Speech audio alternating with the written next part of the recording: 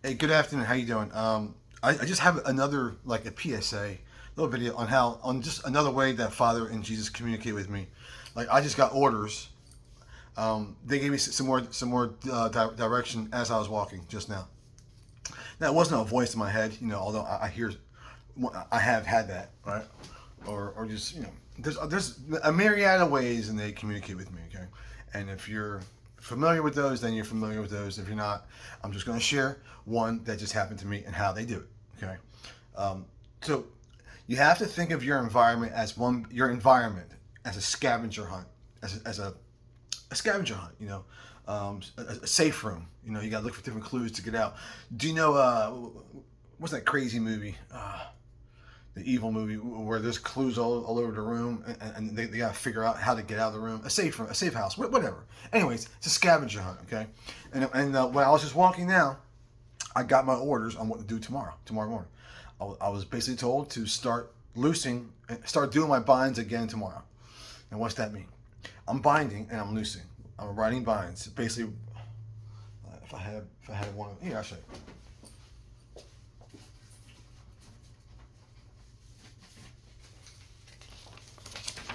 Here's just a copy of just what I do, ish. This is a messed up copy, so it's sort of trash here. But I'll leave this here. I'll leave all these things here. I call it my Jedi archive for whoever's left behind, so they can see what I've been doing. And I know Father and Jesus are going to have people in this house doing something close to what I'm doing, because this house is protected. It's blessed beyond measure. Because I'm one of their servants. And we are protected. Anyways, so I have been binding and loosing for months now, but it's tiring, because I'm literally writing these prayers down 10, 12 hours a day. And that's just writing. Then I have to take a little break. I have to ground for an hour because I need plenty of energy. And then I have to go through the actual process of binding, of actually saying these prayers out loud and then burning them, right? And so I'm up till, so I'll be up from 6 in the morning to midnight, around there. It takes all day. And I'll just say this: I have to fast through the whole thing. I can't be eating because you have to fast, and that's just how it is. Okay. Now I'm not boasting, but this is the process. If you're gonna be doing these things, then do it correctly. If you're gonna be binding, praying, loosing, all that stuff, casting out demons. I'm also casting out demons too. Mark 3:15, and to have power to heal sickness and to cast out demons. There's Matthew, Mark, Luke, right? In those three gospels, there's scriptures and verses on casting out demons, and I do that. I write all them down, and I say these prayers out, and I'm casting out too. I'm casting out spirits and shapeshifters, Nephilim, all that, which Father and Jesus are going to be. They have that in their spiritual vaults in heaven. Okay, for when the time comes to get rid of most of that. It doesn't mean it doesn't mean it gets rid of all of it. It means you're going to have maybe 85% of that off your back, which is freaking huge if you understand what that is. Okay, it's not good, but. So yeah, it's a long process, but you have to fast, okay, or else you guys shed away the flesh and be just in it. You gotta be in it. So it's a tiring process for me. So they basically had me 2 days on, 1 day off. Recently, I just had 2 days off because I'm just tired. Because when they pull these binds, it also pulls for me. Everything comes at a cost. Anyways, so how did they just communicate to me to go ahead and start up tomorrow morning? Because I thought maybe I was just done. I was getting hints around my room. Maybe I was done. But the enemy can also throw salt in your game too, and have you thinking, okay, stop it all together. Because he doesn't want me writing these prayers out, because he's getting hit upside the head with these things. Because I have some for him, and also for his inner circle, the principalities, the powers, the rulers of the darkness of this age, the heavenly host of wickedness in heavenly places, or the spiritual host of wickedness in heavenly places. That's his inner circle. Not to mention he's got chosen here too.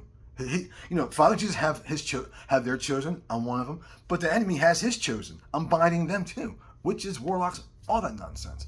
So he doesn't want me doing these things. So he's trying to throw salt in my game, saying that I'm done binding. But Father Jesus just told me, go ahead and start up tomorrow morning again. And how did they do that? Through my environment. Okay, now I know I'm ranting a little bit. I hope you can keep up, but it's just how we are. Okay. So I was just walking, and like I said, your environment is like a scavenger hunt. Now, as I was walking, because they know I was kind of pondering this, like, okay, am I really done? You know, because I think we're out of here within weeks. I mean, it's almost May 1st. We ain't here for the summer. We're not here for the summer. We're not. So I'm thinking we're done. I'm thinking I'm done binding and loosing. Maybe I'm just gonna have some downtime and just, but no. So I was walking, and of course they had me turn my head to a house, and the address on the house was 1818. Now what's that mean? Automatically I know what 1818 is. Binding and loosing. Yeah, and I'll tell you what 1818 is, okay? There's a van right in front of my house that has 1818 on it, which in the beginning of me doing all this was instructions for me to start binding and loosing. 1818 is Matthew 18:18. And I'm going to read this out for you right now, okay? This is Jesus, okay? Matthew chapter 18, verse 18. Assuredly, I say to you, whatever you bind on earth will be bound in heaven, and whatever you loose on earth will be loosed in heaven. I'm binding and loosing. So they're telling me. So as soon as I saw that house, 1818, and then what else was there? They had me look at the vehicle that was parked in that driveway, an Acura, which means accurate. Yes. So 1818 was the address of the home, right? For Matthew 18:18 was bound on earth, maybe bound in heaven. Was loosed on earth, maybe loosed in heaven, which I'm doing. And to confirm that, they had an Acura vehicle parked right there, which means accurate. Yes. Start up again tomorrow. So now I know I have my orders to go back to it again tomorrow. So I'll probably be 2 days on and then another day off. Anyways, this is how they do it, okay? With me, they're going to do this with you because there's other people that are going to be left behind that are going to be, we're passing the torch to, that are going to be doing the things I'm doing, okay? And they're probably going to leave this video to you. So you can recognize that your environment is an opportunity for them to speak to you. It just is, okay? It is, and you'll learn to recognize these things, you know. And you also start figuring out that the enemy can also do this too now. The enemy can do this too now. So it's very, very thick. It's a very cage. You gotta be, I'm not the best at discernment, but I'm decent. I'm decent at it. I'm pretty decent at it, right? You know, I know the enemy's not going to tell me to loose. I know the enemy's not telling me to loose tomorrow because he doesn't want me to. I know that's Father and Jesus, 100%. But the enemy can also have me turn my eye to and have me pay attention to something. And he did this the other day, trying to throw me off track. But what did Father and Jesus do? To let them know, no. Father and Jesus had a butterfly fly into the situation. And that was for me to say, don't believe him, believe us. Okay? You know, so you'll learn. I know this sounds strange for some of you, but you're going to learn it. You're going to learn it, you know? And hopefully you'll remember this video. Where, okay, this guy was talking about butterflies and cars and addresses and loosing and all this stuff, and, you know, and then one day it's going to click for you, like, okay, I know what he was talking about, you know. Sometimes, I'm kind of a hard knocks learner, you know.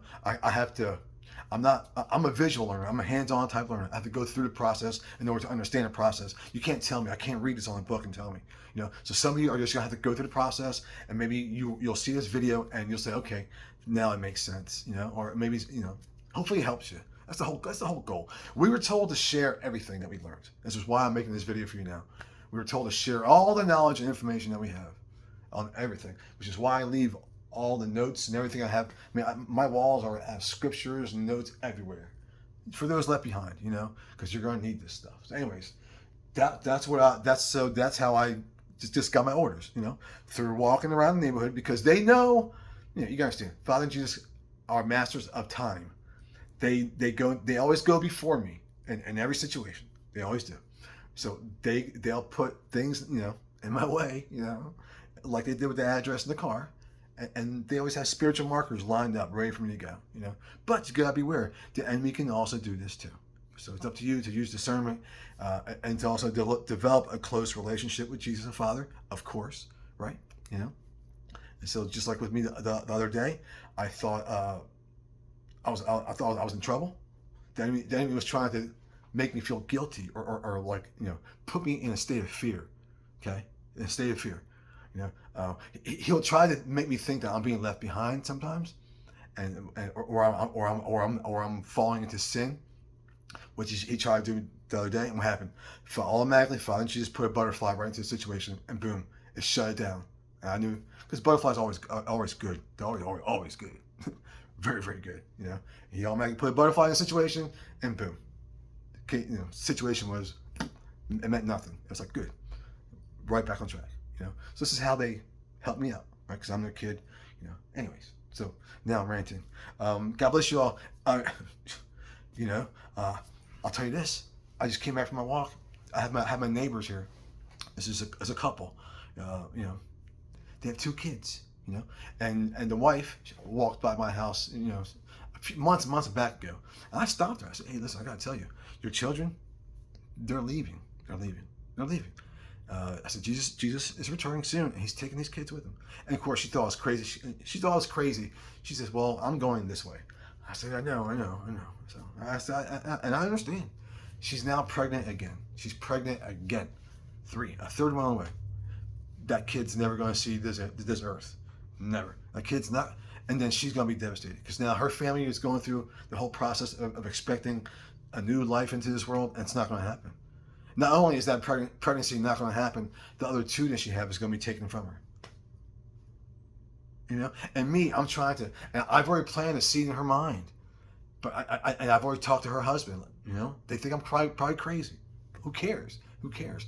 I'm planting seeds in their mind, so when this event pops off and their kids are gone, they'll remember this conversation, the crazy guy, and they'll say, okay, Jesus, and they'll understand. You know, Jesus, boom, and then they'll hit the floor and say, okay, Jesus. You know, so I'm already planning my mind when I see Chris again, to plant more seeds, you know, just to move him so he remembers the conversation and he remembers why these kids are gone.